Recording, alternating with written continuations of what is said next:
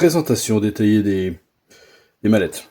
Là, celle de CZ, bon, de qualité mais très basique.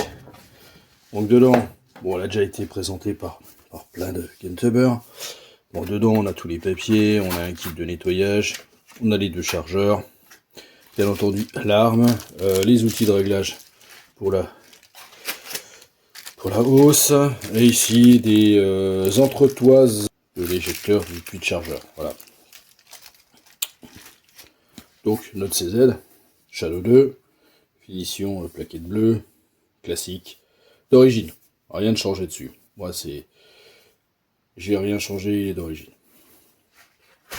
Voilà pour la présentation très succincte et rapide de la mallette. Voilà, CZ bien, mais peut mieux faire. Ensuite on a en mécanique, là par contre, grosse valise de qualité. Franchement c'est top. Bon, bah, tous les papiers, bon, des preuves, etc. Ensuite on a bon, bah, l'arme, les dos poignées interchangeables, deux chargeurs. Bon, moi c'est pas les chargeurs d'origine, hein, ils sont là, c'est du 18, et là c'est avec, il y a pour le look c'est des talons plus 2, donc ça porte à 20 coups. L'arme. Ensuite quand vous relevez, il y a un étage, mais il y en a encore un deuxième, où là bah, vous avez la chargette, un kit de nettoyage complet, les outils, toutes les plaques, parce qu'il y a 5 plaques pour l'Optic Ready. Ensuite vous avez quoi? Ah oui, le porte-outils, ça j'ai trouvé ça assez fun. Ils ont reproduit l'arme en porte-outils, avec à l'intérieur il y a des fibres optiques, des vis, tout ce qu'il faut pour bah, quelques petites pièces de rechange. Mais c'est fun, c'est sympa, ça sert pas. C'est voilà, c'est le petit détail amusant. Alors si on compare le Winner et Canik, il n'y a pas photo.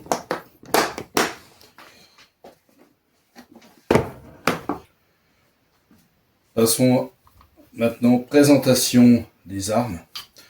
Donc elles sont en sécurité et vides. Il m'a paru intéressant de comparer ces deux modèles, parce que pistolet qu'on rencontre assez fréquemment sur les pas de tir. Référence au niveau des armes de tir sportif dédiées à la précision, tout aussi bien à la précision que la pratique du fun tir ou encore le TSV. Pour celle-là, TSV en production, et celle-là, production optique. Et c'est des armes qui sont déjà très performantes en sortie de boîte. Donc c'est vrai que sur le créneau des armes, disons full metal, ou bien en bon français tout métal, il n'y en a pas énormément, hein. C'est comme je le disais les plus répandus. Après, t'en as d'autres. Mais à un tarif de moins de 2000 €, c'est à peu près les seuls. Je fais abstraction des 2011, parce qu'il commence à y en arriver sur le marché à des tarifs intéressants, mais de un, j'ai pas eu l'occasion de tirer avec. D'ailleurs, j'ai pas eu l'occasion de tirer avec un 2011 du tout. Après, t'en as d'autres, comme je disais, t'as KMR, Armazeka, PDP Steelframe, avec qui j'ai déjà essayé, qui est vraiment très bien. C'est un Kali qui est encore en mieux, quoi. Mais on n'est plus sur les mêmes budgets, là. Intéressant aussi parce que deux plateformes différentes. Pour l'une avec un marteau, et pour l'autre, bah, percuteur lancé. Alors, si on prend arme par arme, allez, on va commencer par le Canik. Même arme la même base que le rival, mais en tout métal.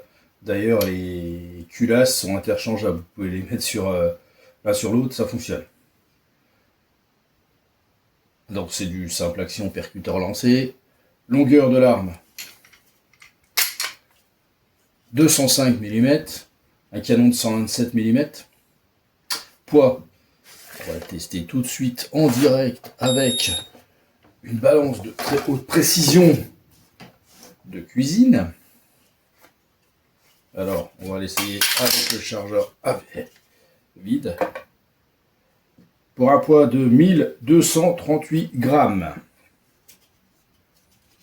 Donc elle est livrée avec 2 chargeurs de 18 coups. Comme je l'ai dit précédemment, le mien est des talons plus de rouge. C'est surtout pour le look, étant donné que la dénomination de l'arme a été repeinte en rouge pour ouais, ça donne un petit côté sympa. Après, si on continue sur la présentation, donc là j'ai fait les caractéristiques techniques très rapides. Donc on est sur une arme présentant donc détente droite. Alors moi j'apprécie. Je préfère les détentes droites aux détentes arrondies comme sur le Shadow. Plus elles sont striées, ce qui fait que bah, ça glisse pas quoi. Alors les tours de culasse ambidextre, c'est une bonne chose aujourd'hui. Le bouton de chargeur, de déverrouillage de chargeur est réversible. Il y a plusieurs tailles de... Enfin, en démonter, on peut en enlever ou en remettre. Là, dans la configuration, là, ça va très bien, il tombe bien sur le pouce, aucun problème. La prise en main est bien, sans être exceptionnelle, elle est bien. Alors moi, ce que j'apprécie dessus, c'est le grip c'est les grips des dos de poignet, qui... Ouais, c'est vraiment l'impression d'avoir un skate. L'avant est quadrillé, alors pas assez. C'est bien, mais ça mord pas assez. C'est mieux sur le Shadow. Si on compare, il mord mieux. D'ailleurs, l'ergonomie du Shadow en termes de prise en main est meilleure. Mais on y reviendra. Là, je fais juste la présentation, on reviendra aux avantages et aux inconvénients de chacun. Il y a un repousse-pouce qui est pareil des deux côtés. C'est pas mal, c'est une petite aide. Après, tout dépend comment on tient l'arme, mais pour moi, vu comme je la tiens, c'est bien.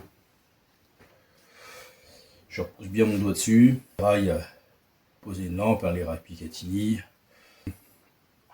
Magwell d'origine. C'est une pièce qui s'enlève, hein, mais bon, il y a un Magwell de fourni, c'est pas mal pour rentrer à l'intérieur très rapidement les chargeurs. Chargeur qui se fixe bien, pas de problème. J'ai vu que certains youtubeurs américains se plaignaient du verrouillage des chargeurs. Je sais pas, pour l'instant j'ai pas eu de problème. Après, faut avouer que j'ai pas encore tiré énormément de cartouches avec. Je dois en être à... C'est mon petit cadeau de Noël, donc là ça fait 3 mois que je l'ai. On a peut-être tiré 300 cartouches avec, 300-400 cartouches avec. Sachant que c'était une occasion. Bon, quasiment toutes mes armes sont une occasion. Hein. Le Shadow aussi, une occasion. Voilà. Pour la présentation. Après, le look, c'est pareil. Hein. C'est une affaire personnelle. Hein. On a un peu l'impression d'avoir une arme très futuriste avec la découpe assez agressive de la culasse. La façon de la jouer.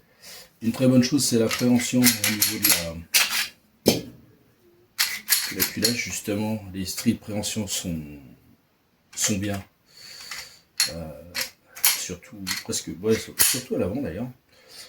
C'est bien agressif, c'est ce qu'il faut en fait. Ensuite, alors là que détente, moi je pense que c'est la meilleure détente qu'on peut trouver d'origine sur une arme à percuteur lancé. Il n'y a rien à modifier, elle est top. Il y a le Walther PDP en steel frame qui est peut-être même encore mieux au niveau de la détente. Et encore une fois, on est sur un tarif qui est 900 € plus cher. Donc, bon, il peut être mieux, heureusement. Le reset hyper court, 3-4 mm, bien sonore, et clac. Franchement, avoir déjà tiré avec plusieurs caniques, ma première arme était un canique Elite Combat. Et la prise en main était améliorée. Même j'ai tiré avec le rival classique, c'est bien, mais c'est plus anguleux. Voilà. L'ergonomie a été améliorée. Voilà pour la présentation. On reviendra aux points positifs et aux points négatifs à la fin. Passons au Shadow 2. Je ne referai pas tout l'historique, il y en a plein qui l'ont fait. C'est une arme qui est sortie en, si je dis pas de bêtises, vers 2016-2017. Donc il y a eu énormément de guntubbers qui l'ont présenté. On est vraiment sur mon ressenti et mon utilisation de cette arme et ce que j'en pense. Dérivé du Shadow 1, ils ont fait le Shadow 2. Alors, on va commencer. Simple action, double action. On a une longueur de l'arme de 215 mm. Et oui, elle est plus longue que le canic, alors qu'elle a un canon de 120 mm qui est plus court. Mais ça vient de la queue de castor, qui est très longue. Le poids de cette arme, qui semble légèrement plus lourde que le canic. Un peu lourd, non? Lourd, c'est bien. Lourd, c'est plus fiable. Et effectivement, elle l'est. On est à 1325 grammes. Les chargeurs, deux chargeurs de 19 coups, parce que c'est des talons plus 2, sinon ce serait 17. D'ailleurs, dans mon Silmaz, chez des chargeurs de 17, ils vont dedans. Ils vont très bien dedans. Comme je disais, donc double action. On a un départ à 4,6 kg.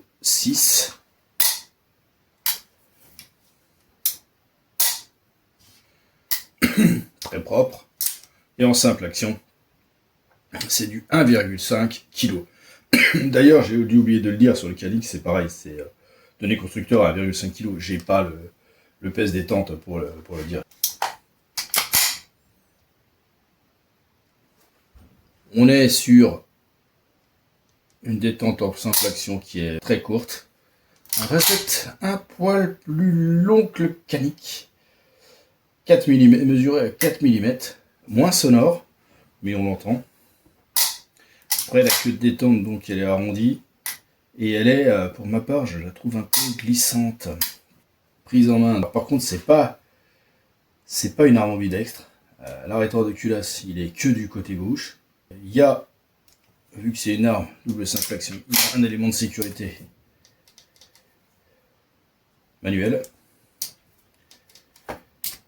pour empêcher la percussion. Le déverrouillage des chargeurs est réversible. Par contre, il n'y a pas de magwell, donc c'est pas évasé en bas. Ça rentre bien, hein. Mais effectivement, en cas d'accélération du tir et de rechargement, bah, c'est probablement moins facile que sur le canic. Prise en main est très bonne. J'aime bien les plaquettes en métal bleu. Elles sont pourtant... Alors on peut en changer, hein. J'en ai des autres d'ailleurs qui m'avaient été fournis précédents propriétaires. De bonne qualité, mais plus galbantes. Je sais pas, ça va moins bien. Mais donc on peut en racheter de différentes matières, différentes tailles à mettre. Par contre, ce qui est très bien, du coup, bon, bah, c'est un quadrillage. On n'est pas sur un revêtement de skateboard, mais sur du métal extrudé. Mais par contre, bien agressif. Notamment à l'arrière et à l'avant. Il est plus agressif que sur le canic. La prise en main, la forme est bien, est très très bien. On la chausse super bien. Et tout de suite, on vient là. C'est dommage, il manque un repose-pouce. Enfin, moi, j'aurais bien aimé. Voilà pour la présentation des deux armes et les fonctionnalités.